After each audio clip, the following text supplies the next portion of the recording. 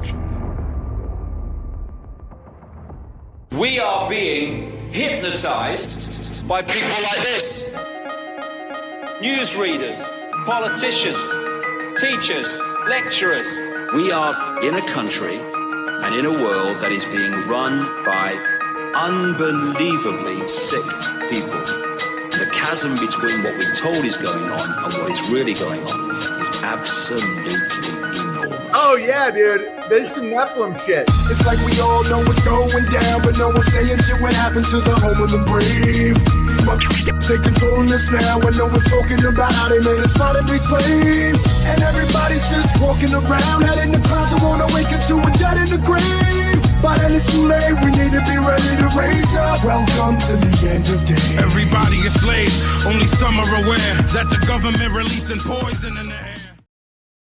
Welcome back, ladies and gentlemen, to another episode of Nephilim Death Squad. I am David Lee Corbo, a.k.a. The Raven. That is TOPLOBSTA, the father of disinformation. Before we get into today's guest, I would just like to remind all of our live viewers that this is not a 30-minute preview. However, if you are looking for a way to support us, please consider going on over to patreon.com/Nephilim Death Squad. You will get access to ad-free episodes, live episodes as they air. You can engage with the live chat. You could also gain early access to the episodes, as well as Bohemian Grove tickets when they drop. They're going to be dropping real soon. Right now, we're kind of looking tentatively at this coming Monday, although subject to change. You know, it just depends. These things are kind of hard.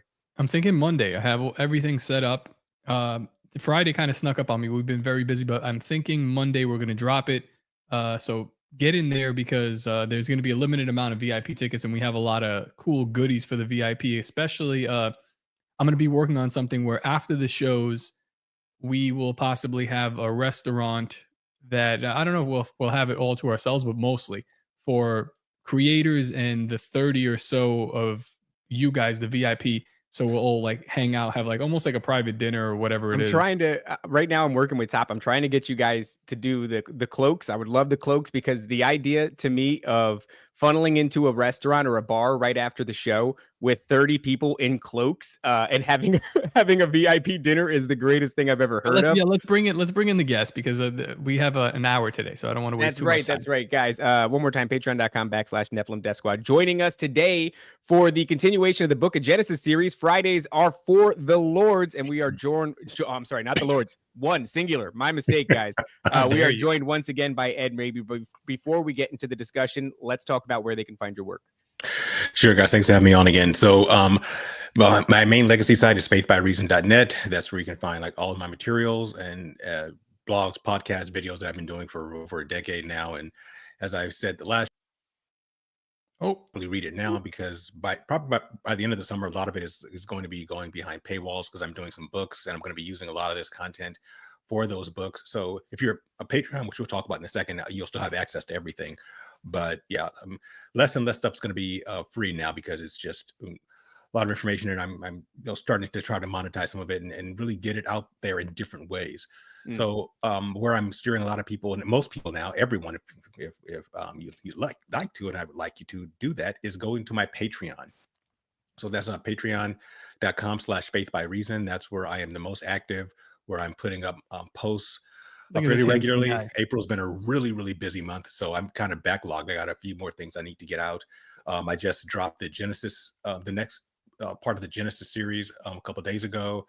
I've got a Q&A that's coming out today.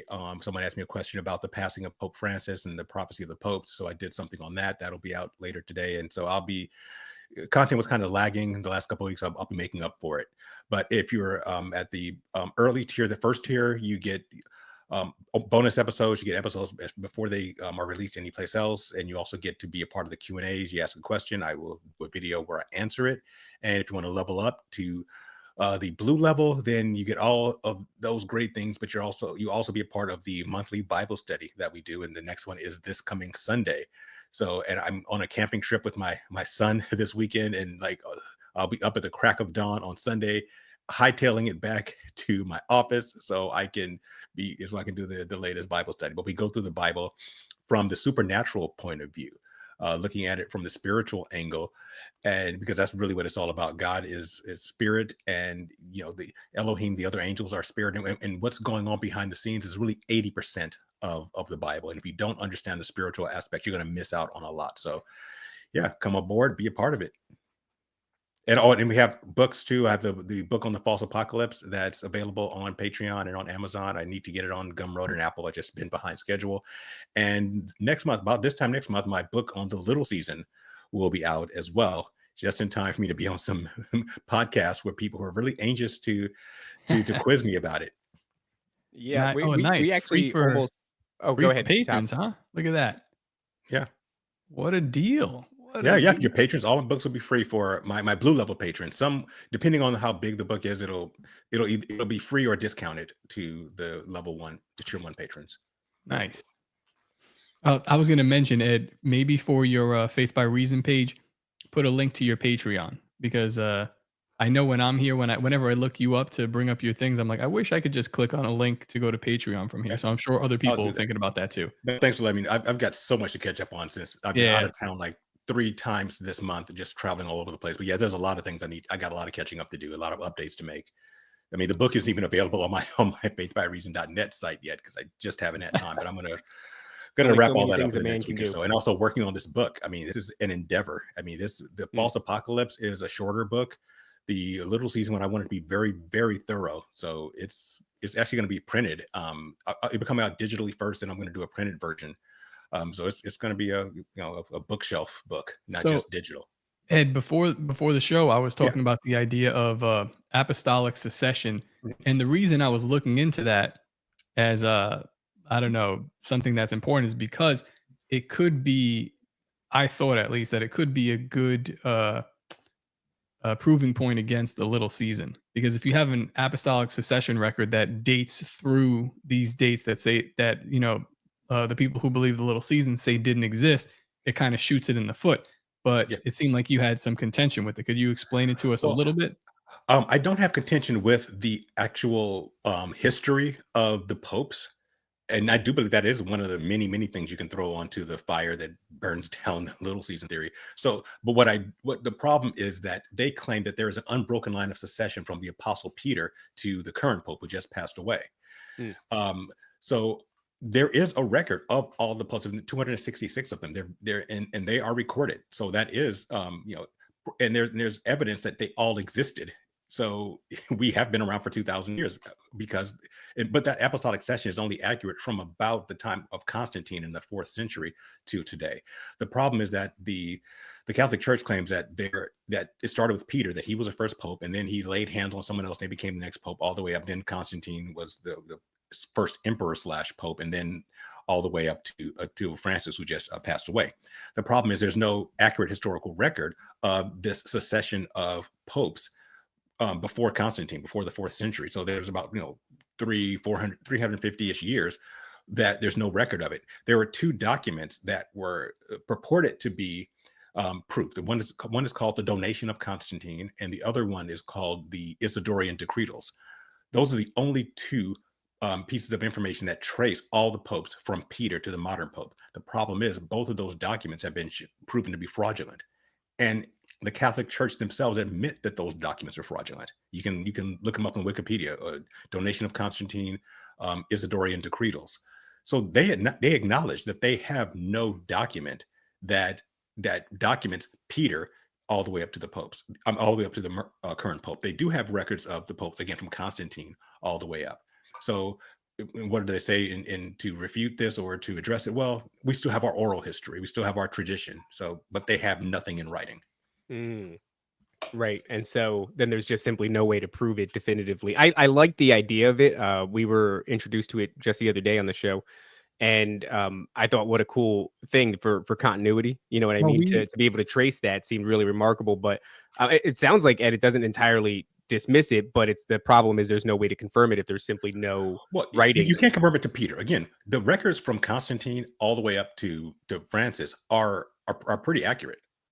We were getting it go ahead. From an Eastern Orthodox Christian person. So I don't know if there's a different type of apostolic succession, because I think their founding father was a different a different disciple. I'm not sure. I'm not as familiar with this, so it's just something that I got to look into a lot more. Yeah, I'm not as familiar with Eastern Orthodox or Russian Orthodox or some of the other churches that were basically an offshoot of the Vatican of the Roman Church. You know, when Rome split in half, you know, the Eastern Empire and the Western Empire, and the Orthodox churches kind of are from the eastern part of the empire. So I'm not as familiar with them. So I don't know if they go back to Peter. I would assume they would, but maybe they don't.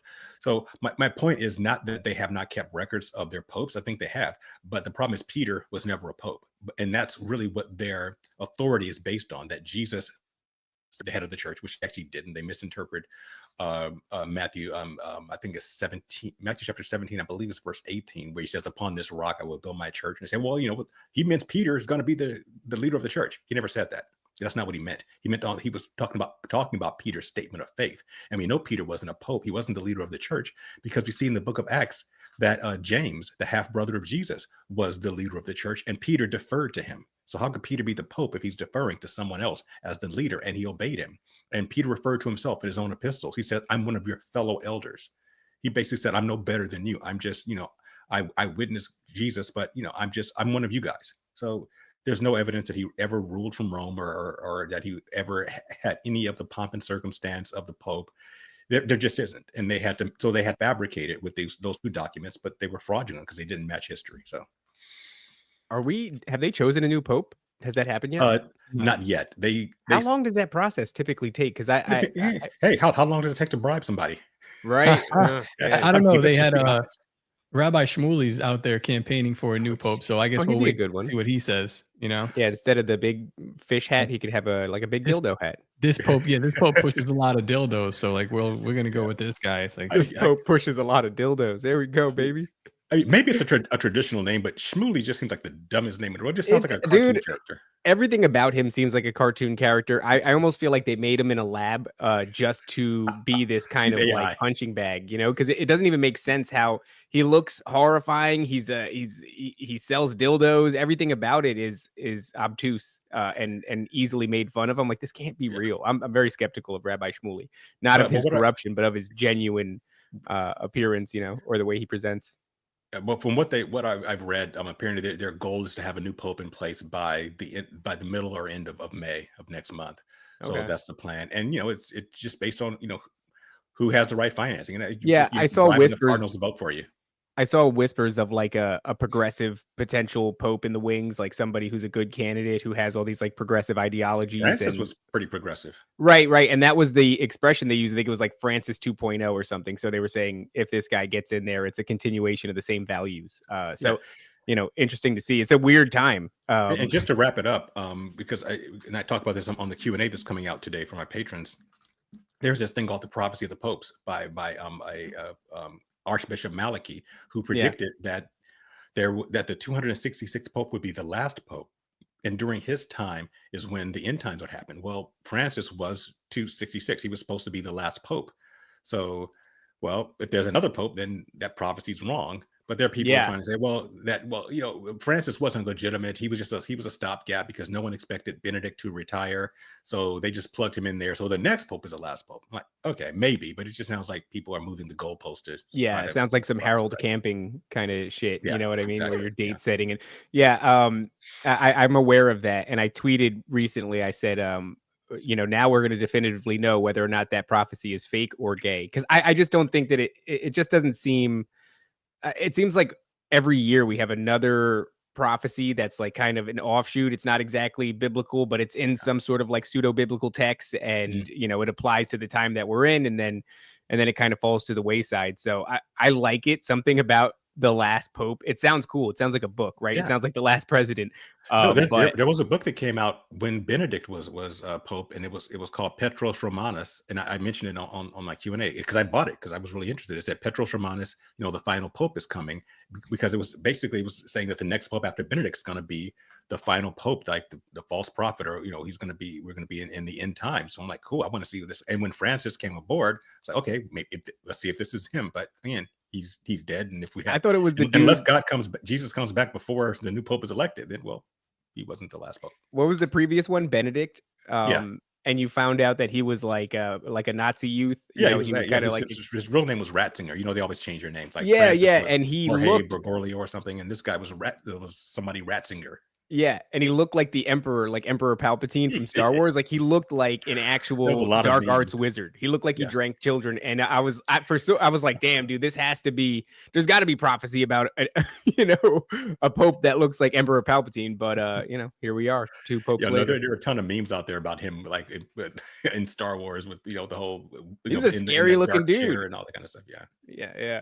Well, all right, let's get into the discussion that we plan to set out to talk about today. Where do you want to begin that, Ed?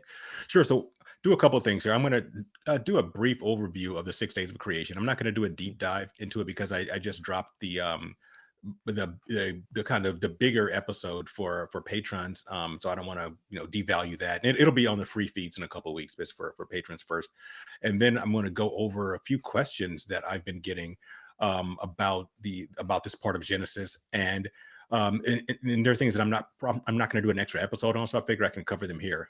So where we left off was, God created the universe. He created the heavens and the earth, the spiritual and the physical realm, and then there was in the earth, heaven and earth existed, and for some period of time, it was just all an angelic civilization. We talked about the different levels of angels, the different types, and they had a society.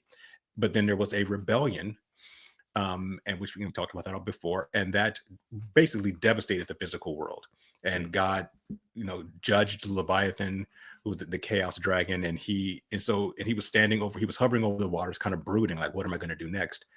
And last time we kind of talked about what the creation, we had an overview of the creation narrative and why God was doing things the way he does them. That is actually a poem that how he's speaking the world into existence, and how that matches physics on a quantum level. Mm-hmm. So briefly, God's decided that he's going to make a new form of flesh. He's going to replenish the earth, which was devastated. And so the first thing he does is he says, let there be light, which means that light wasn't in the universe before that, in the physical universe anyway. So as a part of the judgment, God must have withdrawn his light. And we see that other places in the Bible where at a judgment, God takes his light away. And it's not just that you can't see it. It's something physical is happening because people are in pain. You see that in the in Exodus, one of the plagues is the plague of darkness, and people feel it. And when we get to Revelation, we talked about this during the series with the bowls of wrath. One of them is one of the bowls of wrath, I think it's the 5th bowl of wrath, where darkness is poured, maybe the 6th. The darkness is poured out and people are in pain. And so I think God withdrawing his light means more than just, no illumination. It means there's something happening. King Saul, I've been rereading the book of David after watching the show again. It's like when he loses the blessing and goes mad, would that be considered? I guess that would also feel like a removal of God's light, although I don't think that's 100%. Well, it's removal of God's presence. And I think that God is involved in all of our cells. There was a Christian doctor who was an OBGYN. He was talking about looking at when the baby when you have a zygote, the sperm and egg come together and it starts splitting. He says there's not enough information to make a complex human being.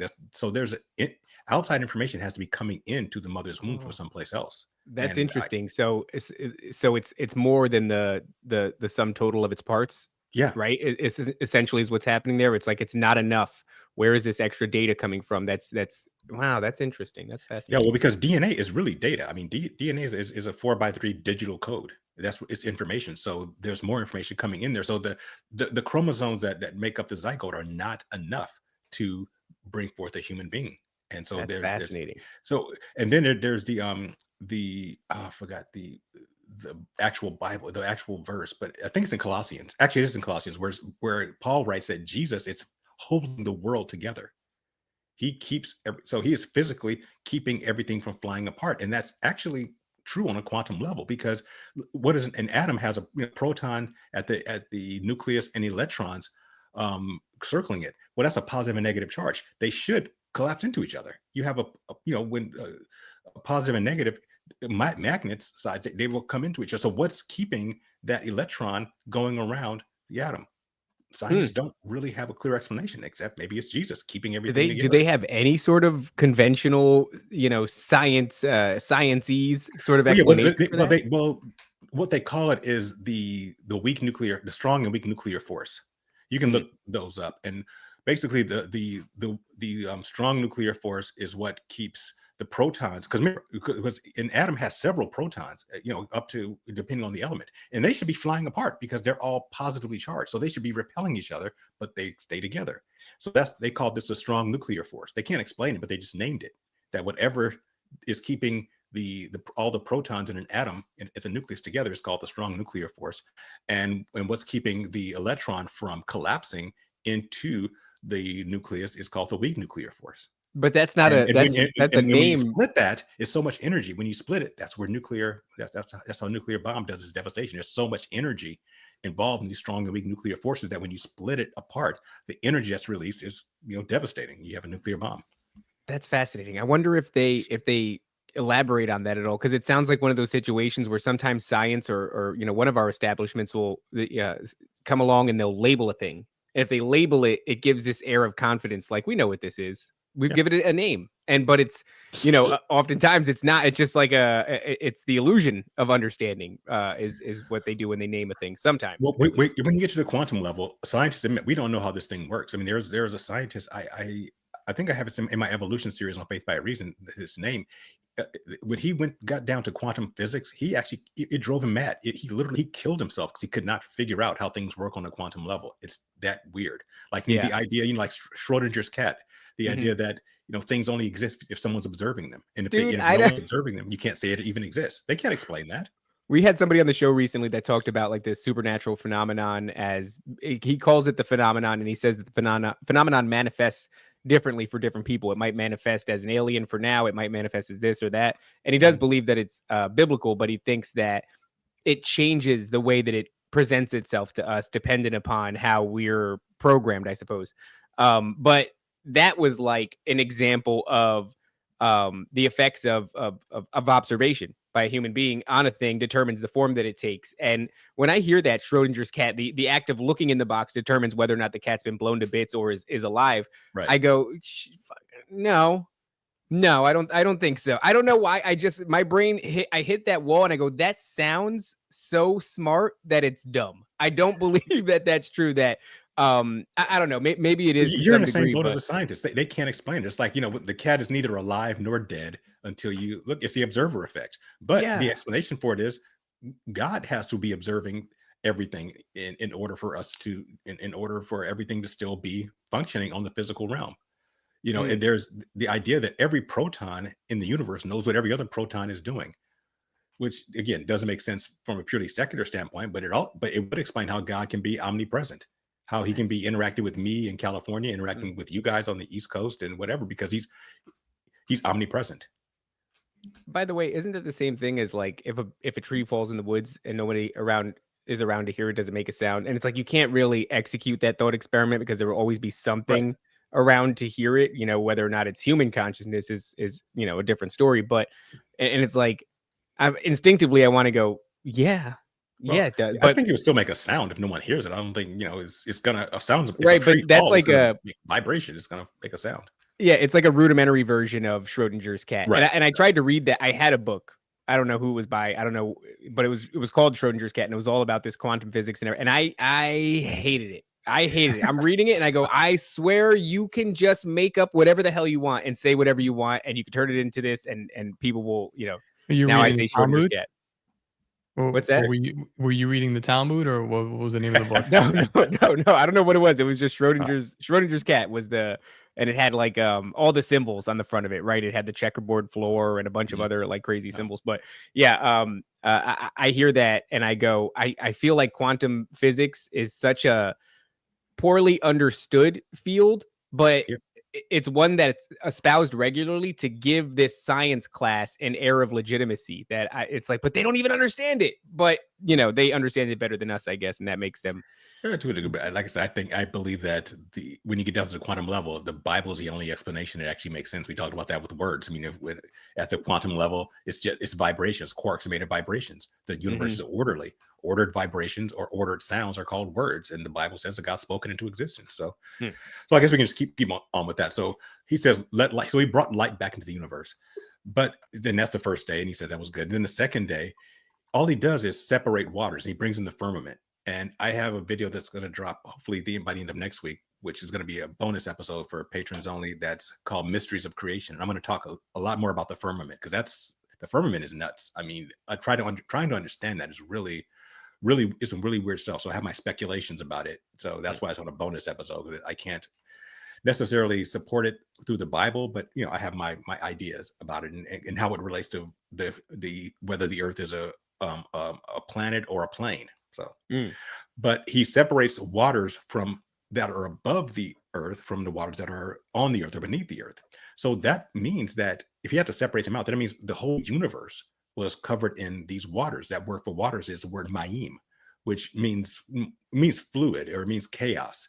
So what it sounds like, the entire universe was covered in this mayim. And I don't think that all of the mayim was necessarily H2O water. And I'm not going to go into that here. I'll go into it in my next video. But God separates that out. Go ahead. Look into the idea of plasma. I think that's what he was calling it in Drija Puharich. Basically, we exist in this.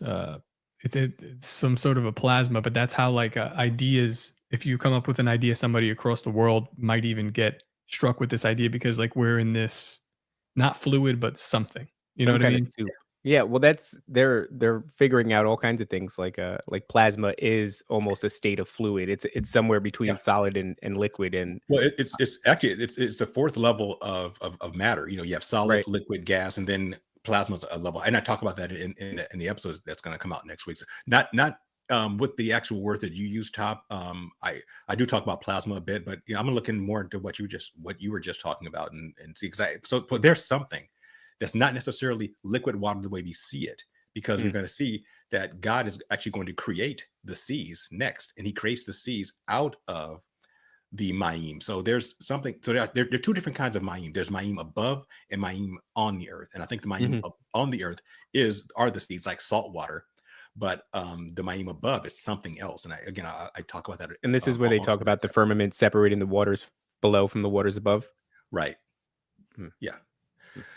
And so that's all he does that day. And he doesn't pronounce it good. Every other day he says this is good. He doesn't say that the second day was good, which was probably a Monday. So he just proves that everybody hates Mondays. But in actuality, the reason he doesn't pronounce it good is because good means to create. That's the biblical definition of good. Good is to create in the long term. The definition of evil is to destroy in the long term.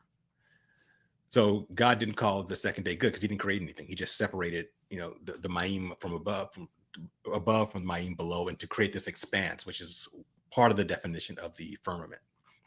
So then then the next day is when he takes the water. So apparently the earth is covered in this mayim, and he separates it out. And so dry land appears, and God calls that good, which means he created something. And I believe what's happening here is that he took that mayim and turned it into salt water for the seas.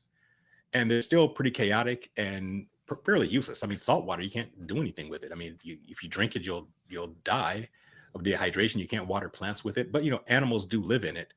But it's still considered the seas are always considered a place of chaos and evil, which is interesting because when we get to the New Jerusalem, which we talked about at the end of the Revelation episodes, there's no more sea. There's no more saltwater seas anymore.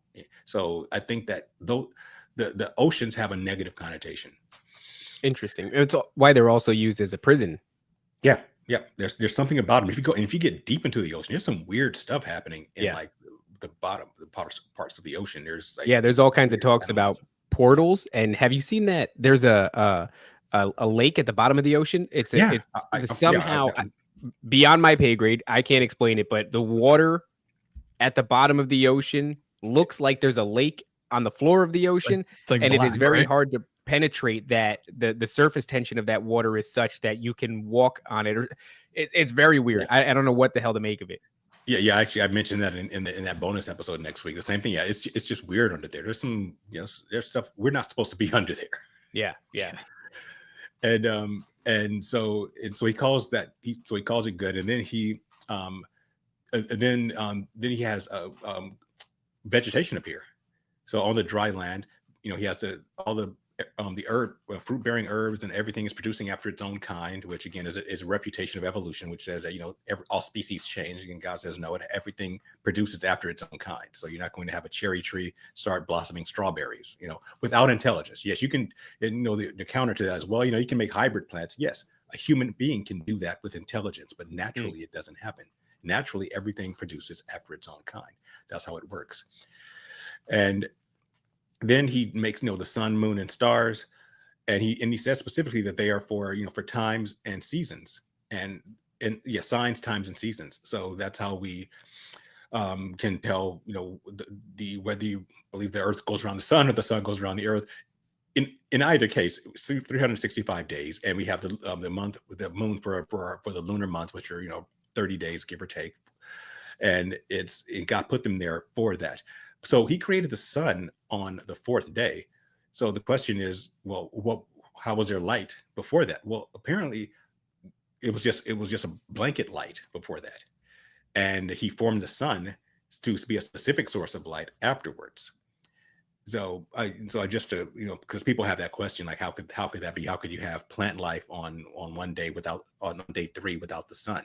Well, because God was light, and it was a day. I still believe these are 24-hour days, and because even though there was no sun to rotate around, God was keeping the time, and there's evidence elsewhere in the Bible, like in Exodus and in Deuteronomy, where these are 24-hour days of creation. What's interesting that I mentioned in the video that's out today on Patreon is that the term evening and morning, God always ends in saying evening and morning were the first day, evening and morning were the second day. So what does that mean? The term evening and morning in Hebrew are Arab and Bokar. Those they do mean sunrise and sunset, but they also are designating going from chaos to order. It says evening and morning. Our days start in the morning. The day starts at sunrise and it ends in the evening. Well, the Jewish day starts at sunset, and basically in honor of evening and morning. And why is that considered going from chaos to order? Well, as it gets darker at night, it gets more chaotic, especially back in those times when you couldn't see anything and predatory animals are out. But then as you get as the day starts to dawn, you get more order. You can now see things. You're safer. So each one of these days is going from a state of total chaos at the very beginning to a more and more orderly state, which kind of culminates in day 6, where God institutes everything completely in order. So basically, plants are considered less orderly than fish, because God creates them on the 5th day. God creates sea life, and they're considered more chaotic because they're in the ocean, and the ocean is a chaotic place. And then on the 6th day, that's when he creates land animals and finally humanity. And by humanity, I want to say again, I'm going to talk about the idea of pre-Adamic civilizations on the bonus episode, but I've mentioned here before that believing that there's a pre-Adamic civilization is really showing that you're not reading this as the poem that it is. And because Genesis 1 and 2 are not two different separate creations. Genesis chapter 1 is a poem. It's an overview. It's a song about creation. And then, as Hebrew poetry does, there's always a narrative, an exposition that either precedes it or comes after it. In this case, it comes after it, where Genesis chapter 2 really talks about the specifics. So Genesis chapter 1, song, I made birds, I made fish, I made land animals, I made humanity. Okay, now here's specifically how I did it. I formed Adam from the dust of the earth, so forth and so on. And I know some people disagree with it. Even some folks I admire, like Gary Wayne, who's I'm a fan of his, but he believes in pre-Adamic civilizations. But because people believe in it because they think it solves certain problems, like where did Cain get his wife, for example, and other things like that. But it actually causes more problems than it solves, because if there's a pre-Adamic civilization, the question you have to ask is, were they created sinless? And if they weren't sinless, then the Bible says that through Adam, sin came into the world. So it would be completely unjust for God to say, okay, Adam sinned, so now you guys all the rest of you guys have to die too. And also it says in chapter 2, which is going to be the next major episode, says that God breathed into Adam the spirit, the breath, or the ruach of life. He gave Adam spirit. And if there's another set of humans who don't have a spirit, then what are they?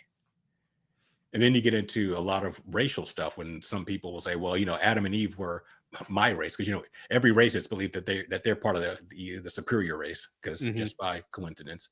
And so all the other races aren't on our level because they don't have the spirit of God. I mean, I guess again, it causes pre-Adamic civilization causes way more problems than it solves, and there's no biblical reason to believe it if you understand how Hebrew poetry works. That concept though of were they sinless? Like that's a really good question that I can see kind of quickly tears that apart. Yeah, I mean, because it's a contradiction. If they committed a sin, then the Bible is wrong when it says that through Adam sin came into the world. And if they were sinless, then Adam also screwed them over. You know what I mean? So basically, let's say you're one of the other humans. You're just skipping around. Hey, I'm in my immortal body. I'm living forever. And you're like, what the hell? I'm dying. Why am I dying? What if they're like they're sinless means to miss the mark. So that means that you're aiming at God. But if these things, what if there were things that were creations of something else? Because I think that the earth is kind of filled today with the spirits of something else, and even possibly like these physical embodiments of something else. Well, I think those are Nephilim. I think those are all those dead spirits. Because again, we'll get to this when we get to chapter 6. But it's reasonable to believe that there were possibly over 1 billion Nephilim. Yeah. If you just do some math with procreation.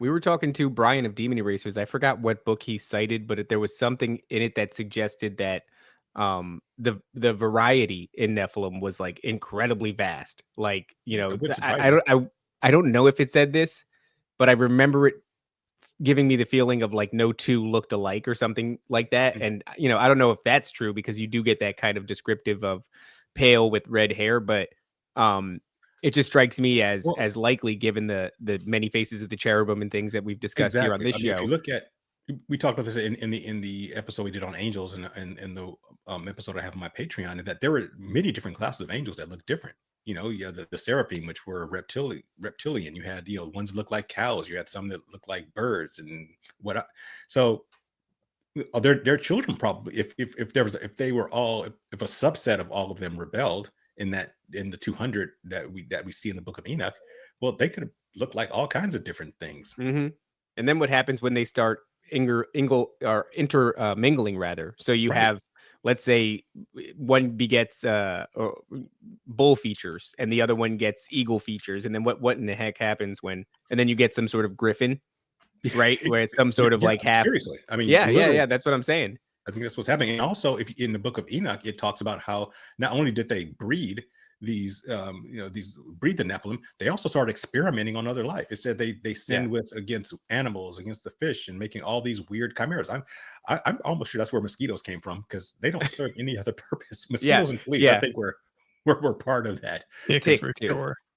Yeah, tick. Because I said, God, why would you make fleas? They serve no purpose other than to harass us. That sounds like something a fallen angel would do. But they were doing all these experiments, making all these kind of, for lack of a better term, chimeras, according to the book of Enoch.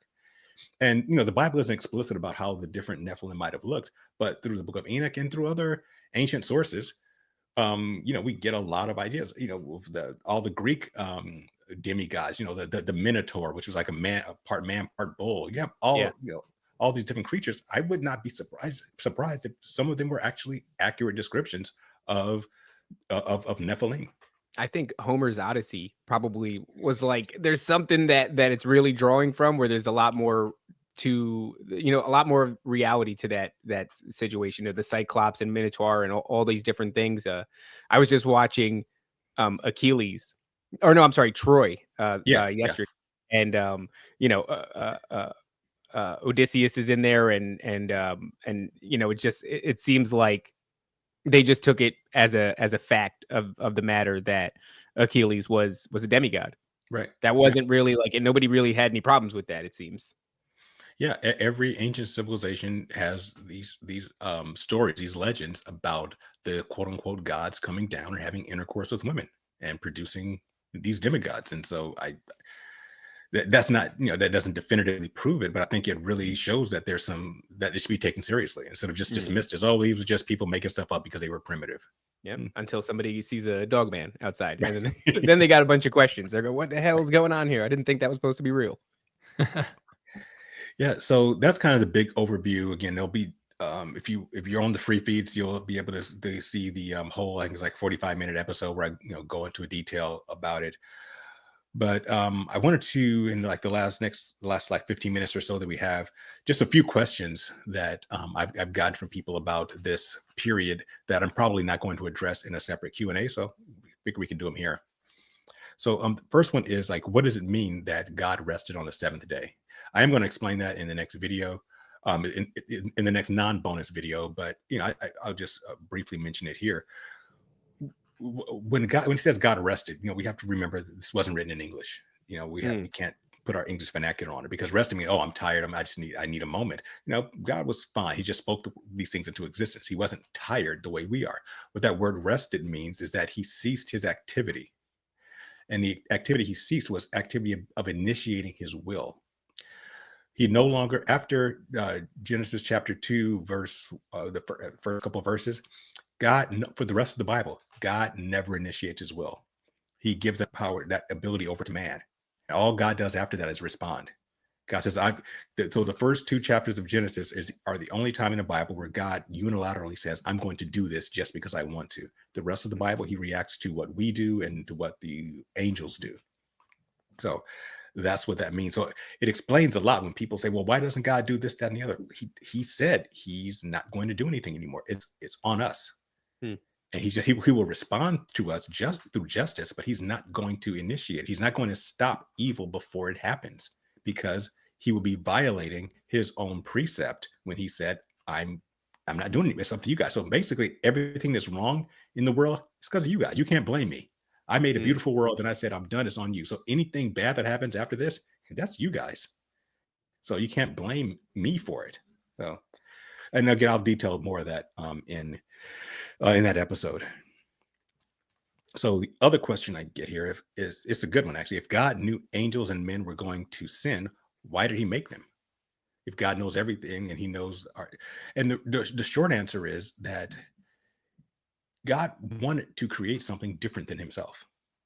He wanted to have unique entities he can interact with. He didn't just want it to be himself. And God is always a completely right and just. So anything that's not him won't be always a completely right and just, meaning that they're going to be unjust and unrighteous. So he knew that, but he made them because he wanted to interact with them, which again, that's the whole point of creation, period. But what he did was he built in two concepts that he hoped would mitigate that. One was he made the angels knowing a lot. They are at a much higher dimension than we are. So they had all the knowledge. They knew what they were doing, if it was right or wrong. They weren't making mistakes. So I was basically saying, I'm going to make you guys, at a high level, you're going to know everything and you'll know when you make a mistake. So hopefully you won't do it. But of course we know that they did. And with humanity, when he went after the angels sinned, and he said, well, I need to make something that's capable of repenting, because if they're going to sin, there has to be some kind of remedy. Otherwise, I'm going to have to do the same thing I did before and wipe them all out. And that's not something I want. And that's, by the way, that's why God made night and day in the replenishment that we just talked about, because angels, there was no night before that. So why do we need night? Night is when we repair physically and mentally. If you don't sleep, for a week, you'll die. We need that sleep. We need to repair. So God needed to make a form of life that could repair. Repairing physically, obviously, means, when you sleep, your body repairs, but also mentally. When you're sleeping and dreaming, your brain is repairing. There are certain cells called Gilgyle cells that when you're dreaming, your dreams are basically your body, your mind cleaning up things that might challenge you otherwise. It's you're resolving things. And if you have a recurring dream, it means that there's something that you haven't dealt with yet. And it's your brain bringing it to the forefront, saying, hey, you need to deal with this. So I keep bringing it back to you every night. You need to heal from this or address it, resolve it in some way. So angels can't heal. They can't repair. Human beings can. And our ability to repair, to repent, to turn away from what we're doing wrong and go forward is the only way we can ever be in the presence of God. And that's what forgiveness and salvation are all about. Can an angel die? Well, what is death? Death is if life is the ability to repair, So that means that death would be the inability to repair. So can an angel die? Yes, if they can no longer repair. In fact, that's what hell is. Hell is eternal death. You will not be able to repair in hell. I think in Enoch, God said that I could be misquoting here, but like they'll die like men That's after Psalms watching 82. I'm sorry, I thought that was Enoch. Yeah, no problem. Because I'm really familiar with that one. Psalms 82 is he tells them that you will die like you're Elohim, son of the Most High, but you will die like men. So I believe that is pointing to the book of Revelation in chapter 6 with the sixth seal, when the fallen angels are cast down to earth, and they are forced into material bodies, and they are all going to die at Armageddon or sooner. So they will die like men, and they will suffer a physical death. And then hell is eternal death, because you can't repair in hell. So they can die in that sense. They won't cease to exist. Right. They will not be able to repair. I hate drawing this correlation because I'm not a fan of the idea of simulation theory. Because I feel like it's a couple of steps backwards from the richness of the Bible and the way that it describes, what we're going through. But it isn't lost on me that you could make an argument that says he creates and programs angels. They don't have written within their code, let's say, the ability to repair or repent. So he has to create a new program that has that ability within it. Yeah, more or less. He was saying you guys will know everything. So hopefully you will not intentionally sin, but they did. And actually that's going to get to the next question. And so he said, well, that didn't work. So now I'm going to have to create something that has the ability to repair, because fallen angels, because the other question you get all the time, why can't angels say they're sorry and repent? Because it wasn't a mistake. They intentionally knew what they were doing. They had their reasons for it. But that actually dovetails perfectly into the next question, which is about the angels who sinned with spawning the Nephilim. Because in the book of Enoch, they knew what they were doing before they did it. They made a pact with each other and said, we're about to F up big time. So let's all bind ourselves. So again, it wasn't like, let's try this out. No, they knew. So why would they do that, knowing that it was going to get them kicked out? They were essentially taking advantage of God's nature. God's nature is always completely right and just. So if God makes a rule, he can't violate it. It would be unjust. A rule God made. Well, remember, before the creation of man, the angels had authority over the spiritual realm and the physical realm. So they had authority on the heavens and the earth. They lost that. And God gave the authority over the earth to humanity. That's in Genesis chapter 2. Well, they want that back. So what is this? So what are humans? Humans are spiritual, physical hybrids. We are spirits in these physical bodies. So God's law says that an entity that is part physical and part spiritual can rule the earth. They say, hey, a way around that. If we make our own spiritual, physical hybrids, they could legally have authority over the earth if they wipe out humanity. God would have to honor that, and he would have. The Nephilim technically could have legal authority over the earth, because God said that these hybrids can do it. His hybrids were us, the spiritual, physical hybrids, but they said, we're going to make our own. We're going to make them bigger and stronger. We'll make them giants. And they almost won. Shout out to Morbid Story Time. Thanks, man. So that's why they did it, because they knew that if they wipe out humanity, which they were on the verge of doing before the flood, then they could have gotten authority back over the earth, and God would have had to honor it, because God set forth that rule. And that's why the Nephilim had to be wiped out completely, because God knew if these guys keep propagating, I'm not going to have any other choice but to have them be over the earth, because I made that rule. That's what I keep seeing people, they kind of talk about this whole demiurge thing, and Yahweh being the demiurge, but those people, they're speaking to that narrative that says, like, the Old Testament God was so brutal that he had to be an entirely different God. Right. But since I didn't learn that way, and I'm learning this way, to me, a lot of his behavior like checks out. It tracks. I'm like, that makes sense. Like, I don't see the big the big issue that you have to differentiate and say this is an entirely different character. Yeah, But I mean, maybe it's just because I haven't gotten there yet. I haven't read the entire thing and been exposed to it all. well, one of the things they bring up, especially people like our boy Billy Carson, they look at when God gave the order, and we're actually going to be talking about this in the Bible study. He gave the order when the Israelites were going to the promised land. Certain tribes, he said, wipe them out. He gave two sets of orders. He said, when you go into the promised land, because it was filled with humans and Nephilim who knew they weren't supposed to be there. They knew that this land was not theirs. They were squatting. God says, with one group, you drive them out. Say, hey, this is our land. Get out. If you don't want to get out, we're going to fight you and you have to leave. So we'll drive them out. But he didn't say that you have to kill them. If you tell them to leave and they leave, fine. If they want to fight you, then you got to defend your land. The other group, he said, completely destroy the men, women, children, and the animals. And that's when the Billy Carson said, well, this is the demiurge. Why would God do that?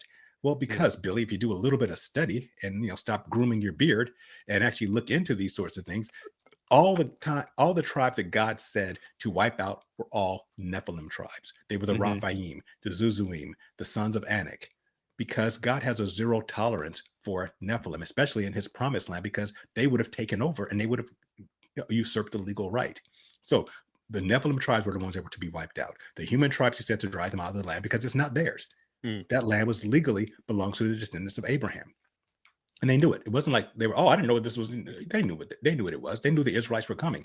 It says in the book of Numbers that the people who were in the land of Canaan were like, this army of Israelites are coming and this is their land. We better, we need to either run or fight. So yeah, I saw that exemplified really well in the House of David series, because it's one thing to read it, and then when you read it, your imagination kind of plays it out in your head, and then when you see it interpreted, by let's say, whoever's got the money to put it on a big screen, the King Saul was told not to take any of the riches of the Amalekites and to not leave any alive, and of course he doesn't listen to that. He takes the gold, he splits it among the people. And he keeps their leader, I think it was their leader, as prisoner, as sort of like bragging rights. And he is like a cannibal and a sorcerer. He's a necromancer, I guess. Yeah. And so when you see that, I mean, and obviously throughout the film, there are also giants. Spoiler alert, guys. Then through that lens, it didn't strike me as odd at all that God would be like, yeah, you got to wipe them out. And also the whole not taking their gold and not leaving any alive. Like, they are cannibals, they're sorcerers, they're necromancers, they have giants. Even the ones that aren't like genetically Nephilim,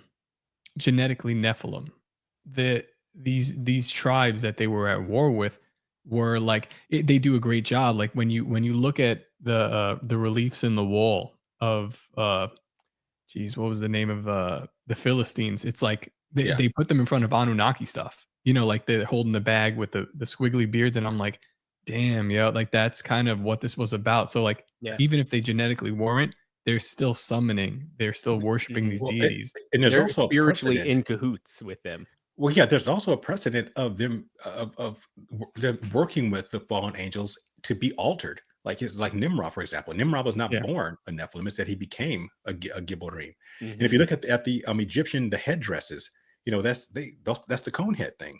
Yeah. L.A. Marzulli gets into this stuff that, that they were actually they were working with these fallen angels to alter them to get, and we see that today. Transhumanism is the same thing.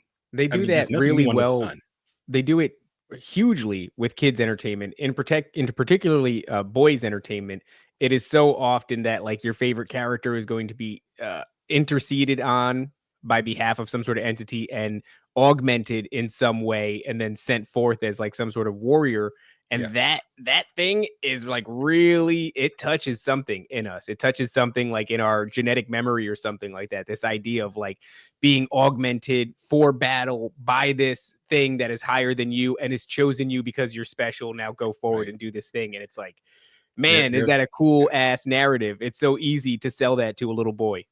There's a ton of that in entertainment. I mean, I mean, if you go all the way back to like the old series, like the Bionic Man, way back in the day, like 70s, I guess. But it's always been appealing that you can be better. You can get some type of augmentation that will make you superhuman. I mean, I think it's really maybe one of the reasons why the superhero genre has been so popular. Oh, it's huge. The last 10, 15 years. These are people who are either altered directly, like what Captain America took some kind of serum, or the Hulk or whatever, or you have Iron Man with his suit. I mean, technology, something is making you superhuman.